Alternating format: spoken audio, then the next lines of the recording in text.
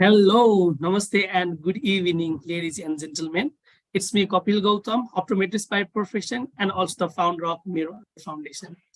Today, I'm with you all as a host for Today I Talks program by Mero Foundation, and I feel extremely privileged to welcome you all for the today's session. So, before starting our webinar, I want to request all the attendees to mute their microphone through the audio option that is visible on your screen. And let me also inform you all that we'll be conducting the discussion session at the end of our webinar. So if we have enabled our chat system on your screen. So if you have any queries in between the session, you can directly chat and put the question over there, and we'll be addressing at the end of the session. And today we are going to have a session on dispensing lifestyle presbyopia spectacle lenses. And as speaking delegates, we have Woon Seong from Malaysia. So he is a founder, chief executive officer, and optometrist of Vision Space Optometry in Malaysia. So trust me, all the Malaysian guys are doing absolutely amazing in eye care practice. So without further ado, so maybe we can learn a lot from the Woon. So without being further ado, so I'd like to hand over the screen to the Woon. You may proceed.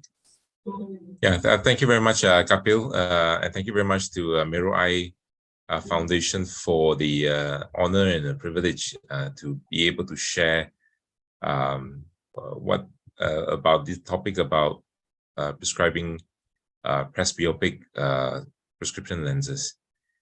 So a little bit background about myself. I am an optometrist, and I graduated from the National Eye University of Malaysia back in '95. I worked for a small chain store for about 1.5 years, and then for another optometry practice for 7.5 years. So a total of 9 years before starting up my own practice called Vision Space Optometrist in 2004. I had the privilege of being the past president for the Association of Malaysian Optometrists, as well as currently serving the second term as the advisor. I was also the organized the Asia Optometry Congress Conference in KL as well. So it's actually truly a privilege and honor to be here. And perhaps let me play a small video about my practice so that you have a rough idea of where I'm coming from.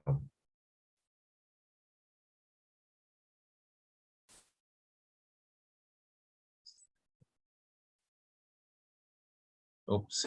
Hi. So before that, I think I need to share the sound as well. Yeah, share sound is on, and so on. Yeah. And going back.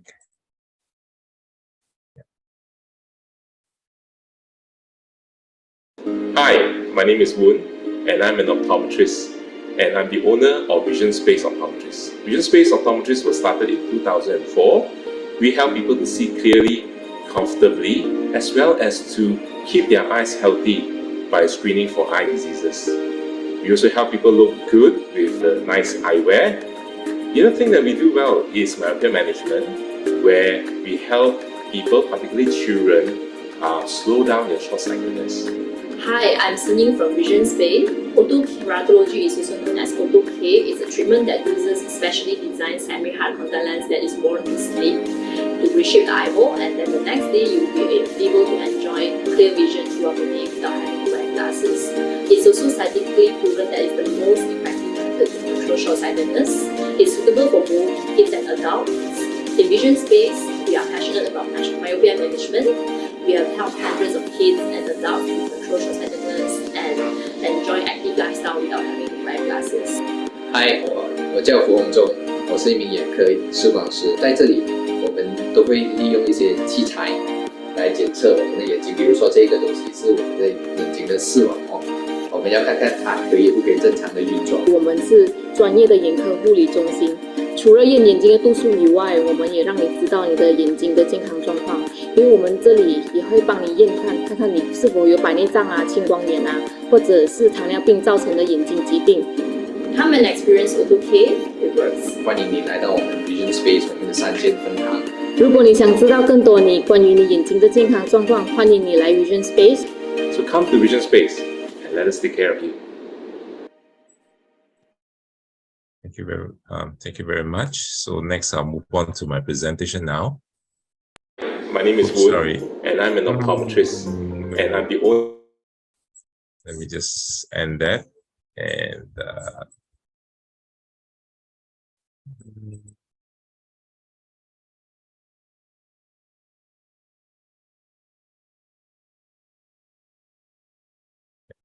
And that. So sorry about that. Okay. And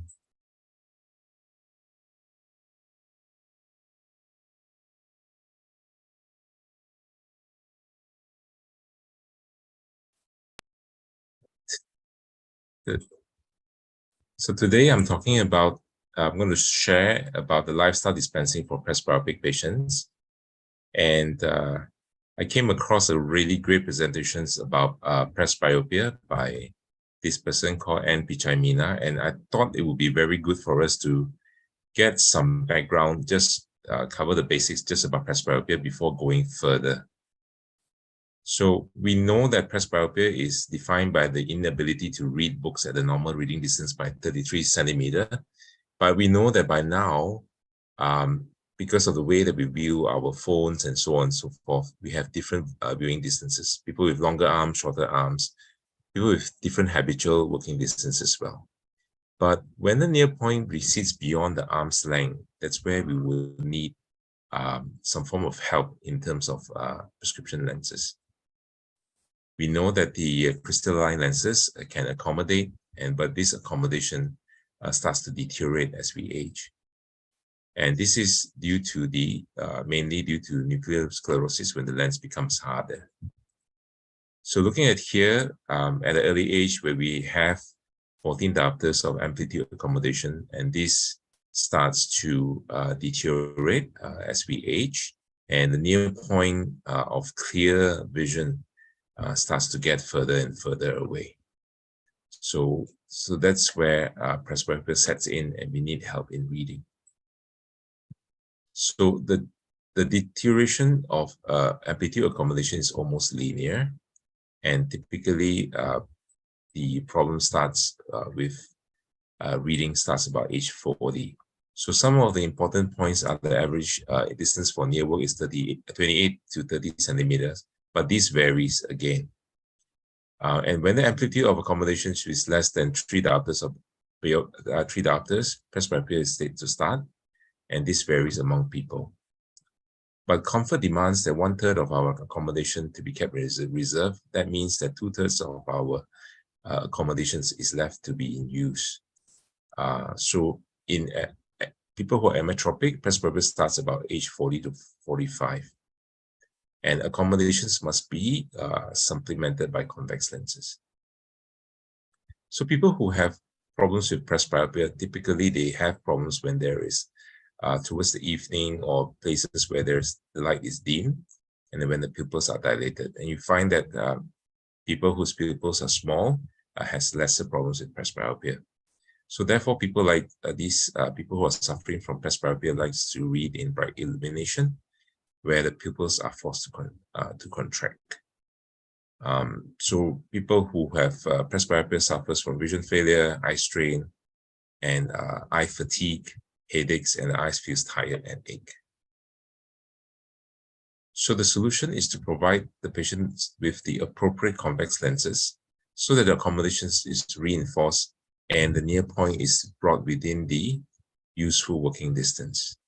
We need to know the working distance of the patient for the proper addition. There's a need to do refraction well, and there's a need to determine the amplitude of accommodation, and the need to supplement the balance of the accommodation by lenses. Points to remember that presbyopic spectacles should never be prescribed mechanically based on age. You know that we have a chart where, we have always been taught that people who have at 40 years old will have an additional one diopter. People who are at age 45 will be 1.5 diopter. age 52 diopters, and age 55 onwards will be 2.5 diopters. While this is generally true, but yet, we find variance between different patients. Now, the vision for the particular work for their spectacles must be kept in mind for whatever working distance that's needed. We need to start with addition of plus 0.5 and going upwards. And it's always better to undercorrect than overcorrect, right? So there is different distances for different purpose. For extreme close-up, for example, like cutting nails, or some people have their certain hobbies, those miniature hobbies when you need to fix things, to phones, to normal reading distance, to computers, as well as things that's a further distance away. So we need to keep things in mind. We are all, as optometrists, we are all too familiar with this, where when we do our refraction, we tend to want this prescription whereby we have the prescription for our short-sightedness or long-sightedness for correction for far, and with astigmatism as well as addition. While this is the basic form of prescription, now in reality, there's so much more. So if we get a prescription from someone else, and if we do not do our own refraction and determining the appropriate addition, then we are shortchanging our patient. If we only make a pair of glasses or a pair of prescription glasses based on a prescription that's given from someone else, it is always healthy to do our own refraction to determine the addition on our own, right? So we will dwell in this a little bit more deeper. Now, there is a formula whereby to determine the addition that we need, and this is one of the formulas that is suggested by the person. So firstly, we have to correct the distance prescription. We have to determine what is the full correction for distance. Number two, we need to determine the working distance. And here is where some people will have one preferred working distance, but some people may have different working distances. So based on the working distance, we can actually calculate the required amplitude of accommodation, which is equals to 100 divided by the working distance in centimeter. And here we determine if the working distance is 25 centimeter, the required amplitude of accommodation, or RAA, is equals to 4 diopters. So that is the working distance. Two, we determine what is the near point that the patient currently has, and this will give us the current accommodation available. So if the near point is equals to 50 centimeters, then the current accommodation is equivalent to 2 diopters based on the calculation. We know that we need to keep 1/3 of the accommodation in reserve, and that means that we have 2/3 of the accommodation, the patient's accommodations available. So based on this calculation, we have 1.33 diopters, and therefore, lastly, when we calculate the required addition, that would mean that 4 diopters minus the 1.33 diopters, which means that we need to prescribe a 2.67 diopters.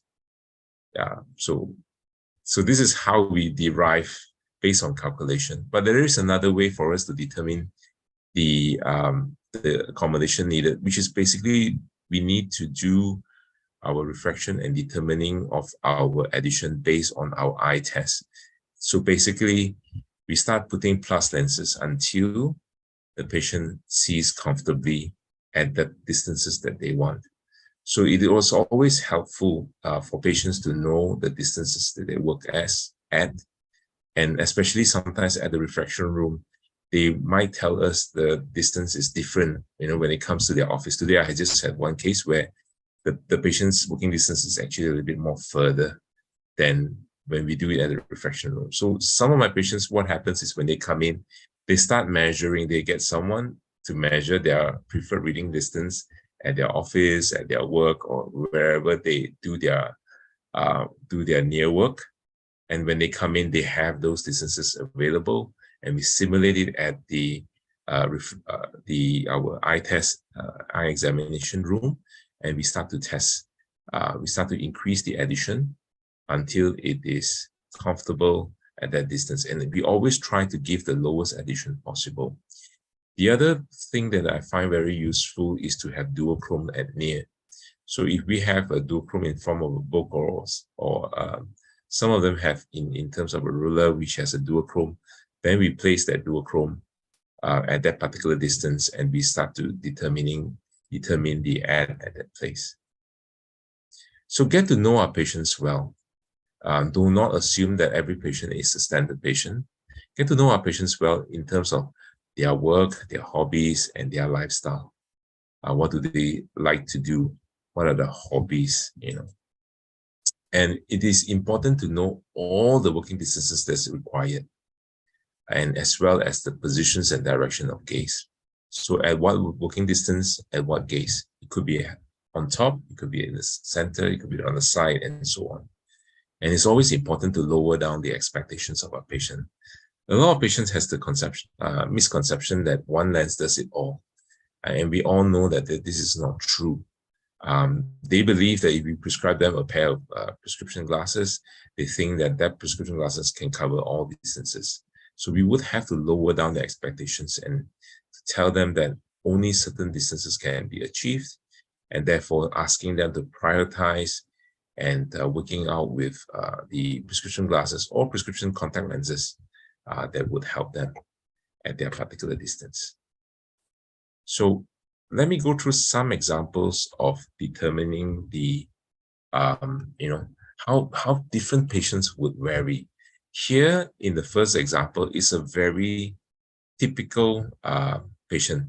Basically, they wear their prescription to read at a particular distance at a normal gaze. Next, you have someone who does their work on the wall, and this will be very different in terms of distance, in terms of direction of gaze as well. Next, we have someone who has lying down. So you need to know their ergonomics, what is their favorite position, and so on, right? And next, a lot of people, a lot of patients now work on a laptop. Could it be a laptop? Could it be a desktop? And what distances would they like to work?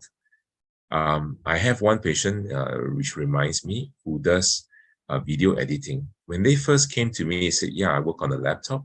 And I asked them, what is the distance of your laptop? He said a typical distance. And he told me how far the distance were. When I make a pair of, because he was presbyopic and he needed to do video editing. So we did that prescription glasses for him. And when he came back, he collected, he was happy. But he came back much later and told us that he wasn't very happy and it wasn't working.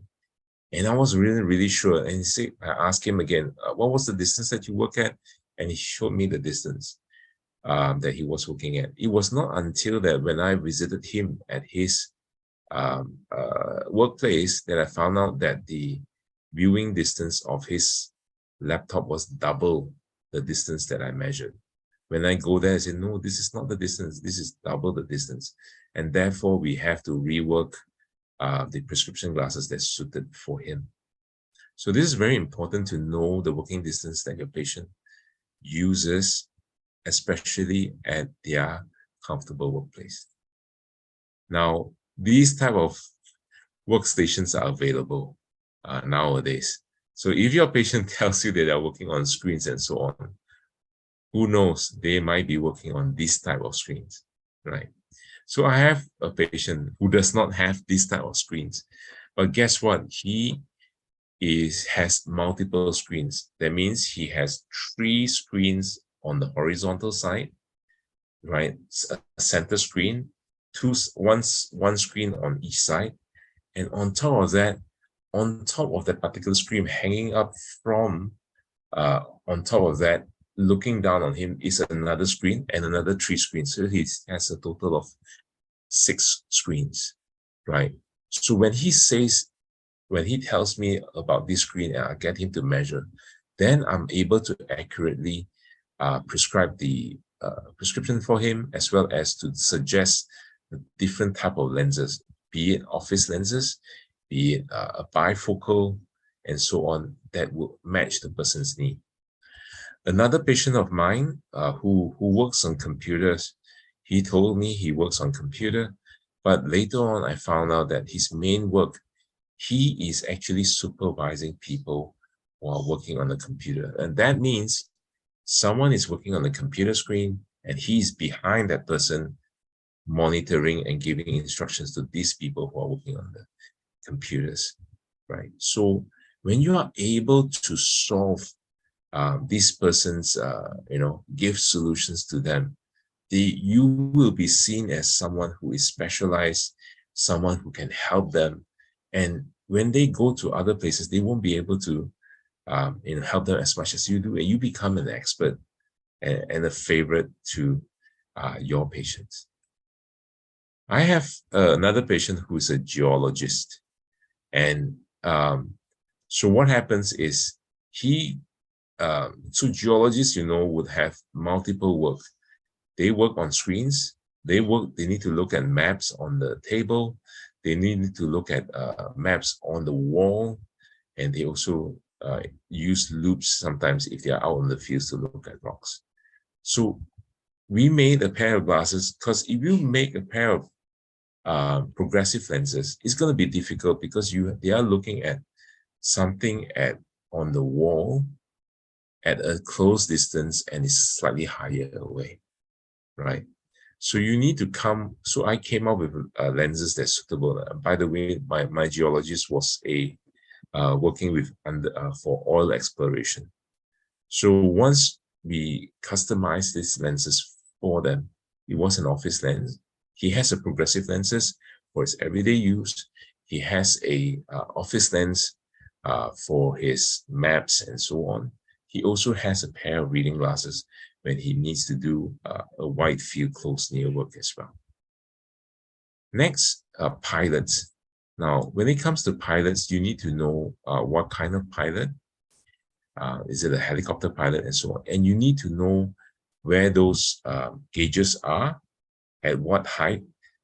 This will determine how you fit your, your optical height, because they might require something that's different for their everyday use when they are not at work, but they might need something for their use when they are working. I have a patient who is a pilot. I have one who is a helicopter pilot. I have a few who are pilots, and they will need to tell me what they look at. And also sometimes it's very helpful when they bring in their books. So he told me that I need to refer to certain charts and so on. And sometimes they bring in these things and they want to see whether they can see these things as well. Next comes a videographer. So just now I talked about my patient who is a videographer, and he edits video at double the distance of the regular laptop. But the other thing that's quite special is when he holds his video, equipment, he has a few things. One is every year he is on he goes on a motorcycle, and the Harley Davidson group of people takes him. He wants to employs him to video their trips and so on. He sits on the back of a motorcycle facing the other way, and he has to start shooting. The other thing that he does, he also does conferences as well. And when he does his conference, what he needs to do is a screen like pretty much like this person here. Let me highlight that for you. So this person here, but the thing is that the person here, but his machine is high up and his reading is on top. That means he has to see a screen that is right on top. And when he sees straight, he has to see the stage and so on with the mounting. We made him a upside down bifocal, which means the top is for reading and the bottom is for distance. And it works very well for him. So get to know your patients. Even if they tell you they are a videographer, ask them how to use it. Is it using through an eyepiece like this? Is it through a screen like this? And where the video equipment is mounted. Next, of course, Elton John is not my patient, but I do have a few patients who are retired, who loves playing the piano. And so I have one lady, she is in late 70s playing the piano, and that is her source of joy. So if you make a progressive lenses, you know that their notes are much more higher. They need to look at their notes, and they need to look at the keys, you know. And yet I have another patient who is a professional pianist for an orchestra. Now they need to look at their notes, they need to look at the conductor, and so on. So ask them, and what angle are they using as well. Next comes a lawyer. Sometimes we think that lawyer only works on documents. I have a person who is a litigation lawyer. I still remember when I first started off, I made a pair of progressive for him. He asked, I just do reading, and I look at distance, I drive, and so on. So we made a pair of progressive for him that didn't work. He told me that it didn't work. I said, why doesn't it work? Later on, only he forgot to mention that he was a litigation lawyer, which means that when he goes to court, he's standing up. His notes are on the table. So there's a good distance between his position, looking at the books and talking to the judge and walking around. So he needs to see his notes on his books on the table while he is standing up. So we made him 2 pairs of glasses, one for normal and one progressive that is for his days at the court. Next, doctors or surgeons and dentists as well. So doctors, it depends on how they use it. They may work up close, like this person here, or I do have doctors who does operation this way. I have a dentist who goes this way, and I also have doctors who is a gastroenterologist surgeon, and they perform keyhole surgery, and basically they have to look at a screen like this while performing the surgery. So even each doctors, you would have to take you through their day at work. What do they need to see? What do they need to look at? And also the different activities that they do, not only just work, but at leisure as well. So what do they do? Do they play golf? Do they go fishing? Do they cycle?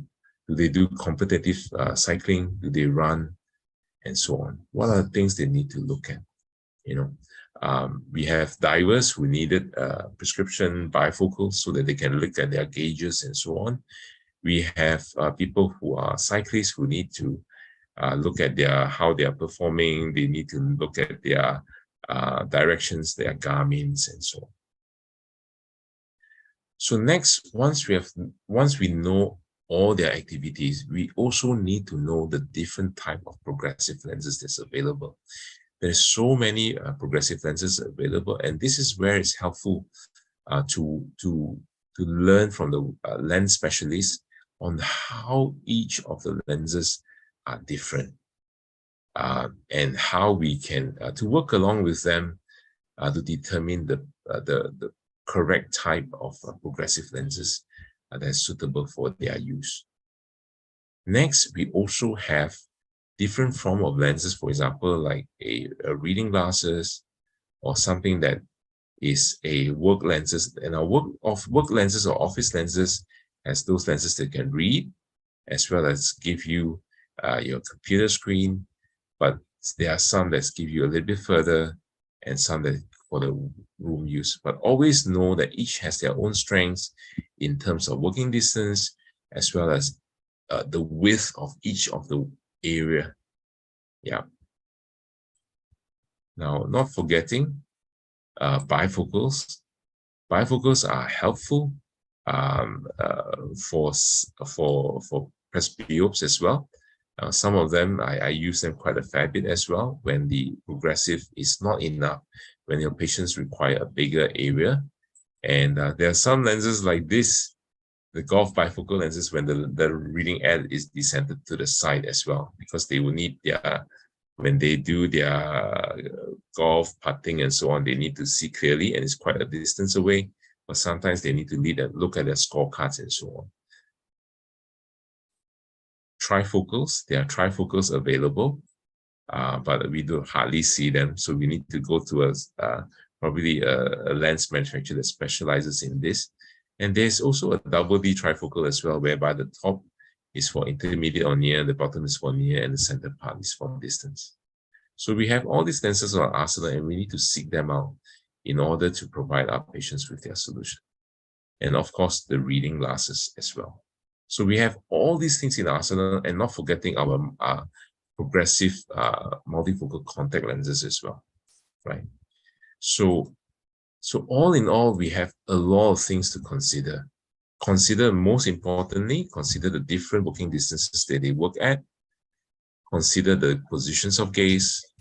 Consider different lenses that's available, and let us start to customize the lenses for them. So in short, I want to leave you with one of my patients. I had one patient who is a professor, and he is in his 80s. He still does research, writes, and all these things. He's close to 80. So he does work on the computer. When he first came in, he only has a pair of progressive lenses. But as I discussed with him, find out what he needs, so he ended up making a progressive lenses for his lectures and reading. When he goes to the conference, he can see far and near. For his every other activities, when he goes around shopping and so on. And he's also still walks and jogs a little bit. Number two, he works on the computer quite a fair bit. So we made for him a office lens, which gives him his computer and near, so that when looking at a computer screen, he can also reference other things as well. So everything is pretty good. Now, he also likes to lie down to watch his TV. And we know that progressive lenses at his particular angle wasn't that suitable. So he has a different pair of glasses for his TV. He also likes to lie down sometimes. So he said, Woon, I like to lie down and look at my reading. Sometimes I like to read and I like to do things up close. So we did a pair of reading glasses for him as well. And on top of that, he has a pair of sunglasses. So when we did 5 pairs of glasses for him, when I was writing the order, now my patient told me that, Woon, guess what? I travel quite a fair bit and I can't bear to think that I would lose one of these pair. So he made double. So on that day, he made 10 pairs of prescription glasses, and he was very happy. He wasn't, he wasn't unhappy that he has to purchase 10, but he was happy that we could understand him and that we could provide a solution for him. So thank you very much for this opportunity to share. All right. So yes, thank you so much, Woon, for such a wonderful presentation. I guess our fresher, optometrists and the practitioners, you have covered all the occupation that's need to be covered. So I guess it will be definitely more helpful for the, everyone to have a practice. And thank you so much, all our participants, for your patience and presence. So let me see some of the questions. So if you guys have any queries, please feel free to ask in chat, as well as you can also ask in the YouTube channel. So I'll be addressing question from there. Okay, Dr. Woon, are you ready to take the questions? We have a few questions. Yeah. Sure. Okay. So let me take the question. Okay, Manish. So good evening, sir. Good evening. And Parvat is saying, yeah, it's very important to know your patient working distance. You are right, Parvat. So thank you so much for your comment. And we have one question from the Solu Gautam. So she is asking for, are there any specific lifestyle or any environmental factor that can impact the choice of prescription for the presbyopia? So any lifestyle or environmental factor that impact the presbyopia for the prescription. So can you get my question? Okay, so anyways, I'm copy and doing the paste in the Zoom, so maybe you can see from there. Right. Are there any specific lifestyle or environmental factors that can impact the choice of prescription for presbyopia? So based on what I've shared,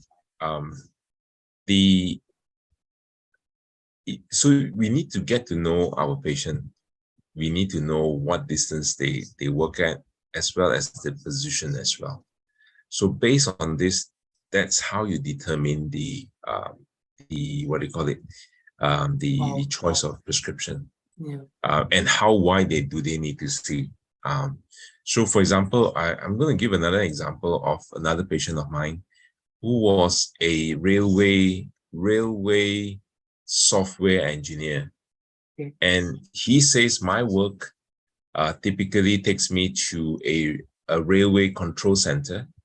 I need to see my notes. I need to see my computer. I need to see further away. There are some screens, and I need to see something that's even further away with all the lights and so on, you know. So I told him that, you know, there is no one perfect lenses that can do everything, but I do have one lens that can give you everything, but it's going to be very narrow. That means the size is not going to be great, but it's going to be narrow, but it will give you all these distances, but it's narrow. Can you accept that? So he accepted that because he knew that solved his problem. And when we fitted the lenses for him, he was very happy, but he knew that he couldn't use those lenses. He could only use those lenses for work. But when he's out of work, he has to use a different pair of lenses. But he's happy, you know, that we solve his problems. So that's how, yeah. Okay. Okay. All right. So, okay. So we have one question from the Prativa. So before that, I have taken one question from the YouTube. This is again from the Solu.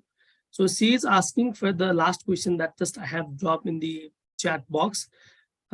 She is asking for like how you provide any insight into the strategy for the patient education and managing the expectation when it comes to the presbyopia correction.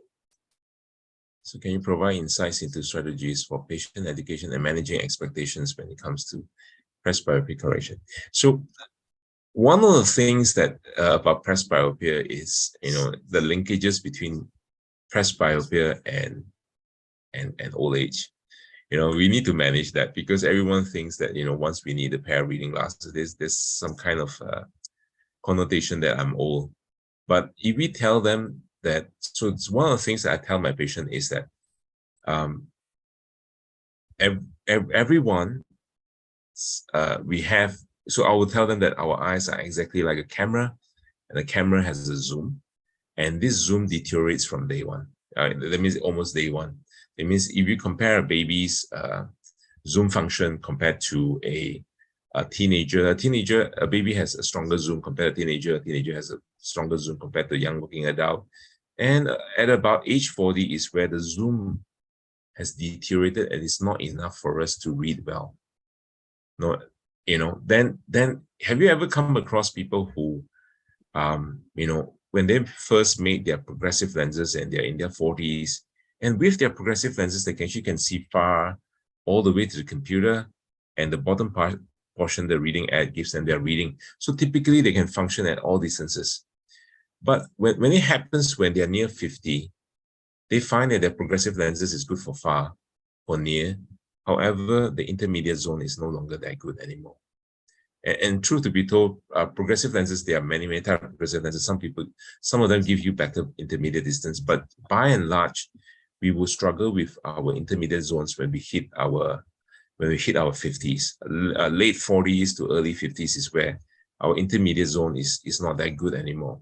So that is when I tell my patients that, look, when we hit our 40s and 50s, that's where our zoom function deteriorates further.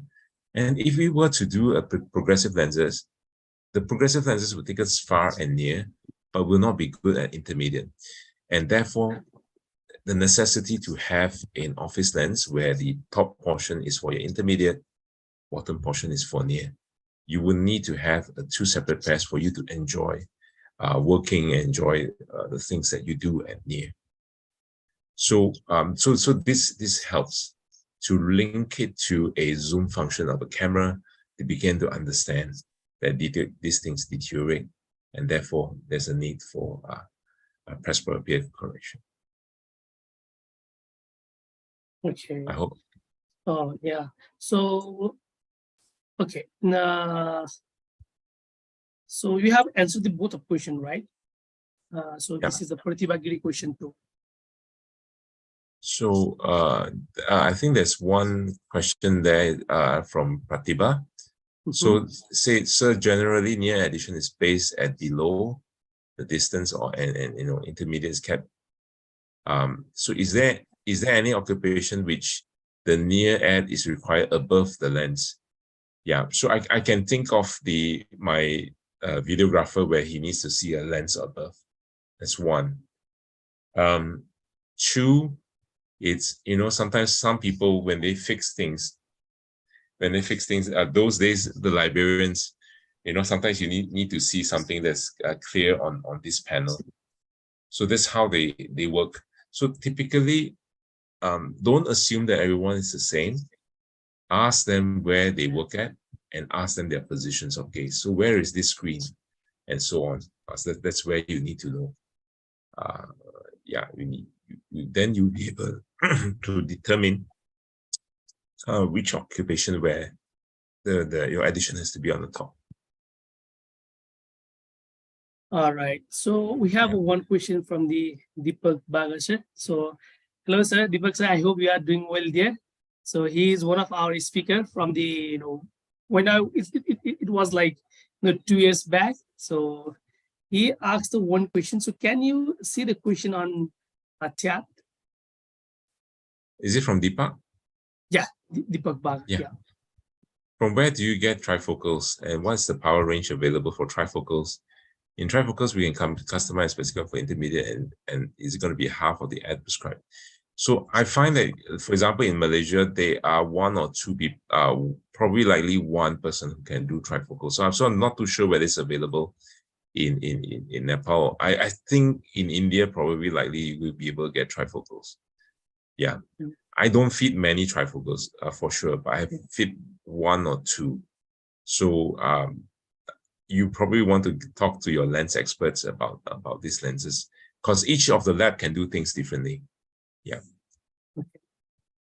So I hope Deepak sir, you get the answer. So I guess we have answered all the questions. So still, if anybody have any questions, so maybe you can chat or drop in the group. So we'll be addressing even in the session. Okay, so one more question, sorry. So can you see the question? Yeah, there's 5 types of presbyopia. I want to know is the procedure of dispensing spectacles is the same, is same in all. Yes, the dispensing of the glasses, the prescription glasses is the same in all, and the success of prescribing, the success of dispensing a progressive lenses. There are a few things that we need to get right. Progressive lenses. Number one, like we say, determining the prescription. The prescription has to be right for distance, for the different working distances. That's one. Number two is to determine the right type of lenses. Choosing the right type of lenses matter. And if a patient has been using a particular type of progressive lenses, then you need to know where to move to. So for example, if a particular brand or particular design of lenses, we need to know. Now, this one I think is beyond today's talk, but I think you can talk to your lens experts, because each of the lenses has their different strengths and so on, and how to move from each design. Unless you have a lens mapper, it's going to be very hard to determine, but it's good to get your lens experts to help you.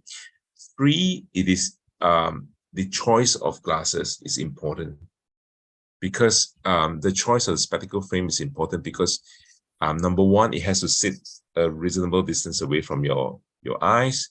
It has to sit well, and it has to be big enough. It has to be not too wide, and so on. So choosing a pair of spectacle frame is very crucial to the success of the progressive lenses. Then following is to determine the right position, to get the right position where your eyes are sitting on. And lastly, when we are doing the dispensing, the fitting of the lenses, the frames is so important, and to teach the patient how to use the progressive lenses. So we teach we teach all new progressive wearers how to use them, as well as reinforce our old progressive wearers to teach them how to use the progressive lenses. Okay, so I guess we have answered all the questions. So anyways, so it's a good notes or message. So before ending the today's session, if you have any notes to share with our audience. Yeah, the notes. Yeah, anything so that you want to, because I'm going to wrap up the session. Yeah, probably I'll be more than happy to share the slides with you, Kapil. All right, so yeah, thank you so email it much. to you. Yeah, thank you so much. Well, I guess we have answered all the queries, and considering the time limits here, I announced the closure of today's discussion session. So before ending the today's session, I would again like to express my sincere gratitudes towards the presenter Woon sir and all the attendees for your presence. And also I'd like to appreciate all the helping hands for the iTux program. Herewith, I ending the today's session, requesting all you, please drop your review and feedback to us. So if there is anything that we can improve, we definitely improve. So stay safe, stay connected. Thank you so much. Thank you so much, Woon sir. Hope to see you all around. Most welcome. Thank you so much. Thank you.